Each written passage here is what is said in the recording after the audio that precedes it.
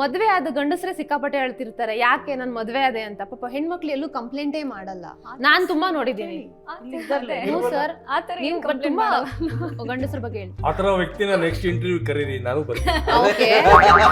ಒಟ್ಟಿಗೆ ಕೂತ್ಕೊಂಡು ನಾನು ಬರ್ತೀನಿ. ಇಲ್ಲ ಸರ್, ನೀವು ಬೇಕಾದ್ರೆ ಎಲ್ಲೇ ಹೋಗಿ ಮದ್ವೆ ಆಗಿದೀವಿ ಅಂತ ಹೇಳಿ ಅಳ್ತಾರೆ ಯಾಕೆ ಅಂತ. ಇಲ್ಲ ಮೇಡಮ್, ನನಗೆ ಆ ತರದವ್ರು ಅವ್ರ ಮನೇಲಿ ಪ್ರೆಷರ್ ಜಾಸ್ತಿ ಇರುತ್ತೆ ಹೆಂಡತಿ ಕಡೆಯಿಂದ. ಪ್ರೆಷರ್ ಜಾಸ್ತಿ ಇರೋದ್ರಿಂದ ಬಹುಶಃ ಅವ್ರು ಗೋಳಾಡ್ಬೋದೇನೋ. ಅದು ಸುಮಾರು ಎಲಿಮೆಂಟ್ಸ್ ಅಂದ್ರೆ ಒಟ್ಟಿಗೆ ಇದ್ದಾಗ ಇವಾಗ ಅತ್ತೆ ಸೊಸೆ ಅಥವಾ ಅವರಿಬ್ರು ಮಧ್ಯೆ ಇರೋ ಹೊಂದಾಣಿಕೆ ಅದನ್ನ ನೋಡಕ್ಕಾಗದೆ ಕಷ್ಟ ಪಡ್ತಾರೆ. ಇವಾಗ ಟೆನ್ನಿಸ್ ಮ್ಯಾಚ್ ನಲ್ಲಿ ಪಾಪ ಇಬ್ರು ಆಡ್ತಿರ್ತಾರೆ, ಬಟ್ ಇಬ್ರು ಹೊಡಿಯೋದ್ ಬಾಲ್, ಆ ಬಾಲ್ ಇಲ್ಲಿಂದ ಅಲ್ಲಿಗೆ ಹೋಗುತ್ತೆ. ಗಂಡಸರು ball, we are the ball.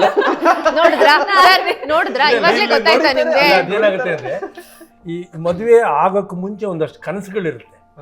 ಮದುವೆ ಆದ್ಮೇಲೆ ಅದು ಈಡೇರದೆ ಇದ್ದಾಗ ಒಂಥರ ನೋವು ಶುರುವಾಗುತ್ತೆ. ನಾನು ಇದು ಅನ್ಕೊಂಡೆ, ಇದು ಆಗ್ಬೇಕು ಅನ್ಕೊಂಡೆ, ಆಗ್ಲಿಲ್ಲ. ಈ ಮನೆ ಹಿಂಗೆ ಅನ್ಕೊಂಡೆ, ಅಲ್ಲ ಇದು ಅನ್ಕೊಂಡೆ, ಅಲ್ಲ. ಯಾರ ಹತ್ರ ಹೇಳ್ಕೊಳ್ಳೋದು, ಫ್ರೆಂಡ್ಸ್ ಹತ್ರ ಹೇಳ್ಕೊಂಡ್ರೆ ಮರ್ಯಾದೆ, ನನ್ನ ಮನೆ ನೀನೇ ಒಪ್ಕೊಂಡಿತ್ತಾನ ಅವಳು ಮತ್ತೆ ನಮ್ಮ ಹತ್ರ ಕೇಳ್ತೀಯ ಅಂತಾರೆ. ಹೆಂಡತಿ ಹತ್ರ ಹೇಳೋರು ಏನ್ರಿ ಮಾಡಕ್ಕಾಗತ್ತೆ, ಪಾಪ ನಮ್ಮ ಅಪ್ಪ ಅಮ್ಮ ವಯಸ್ಸಾಗಿದೆ, ಇಲ್ಲ ನಮ್ಮ ಅಪ್ಪ ಅಮ್ಮ ಇದೆ, ಯಾಕೆ ನಿಮ್ಮ ಅಪ್ಪ ಅಮ್ಮ ಇಲ್ಲ ನಮ್ಮ ಜೊತೆನಲ್ಲಿ, ನಾನು ಅನ್ಭವಿಸ್ಕೊಂಡು ಹೋಗಿಲ್ವಾ ಅನ್ನೋ ಮಾತುಗಳು ಬಂದೇ ಬರುತ್ತೆ, ಸಹಜ ಅದು.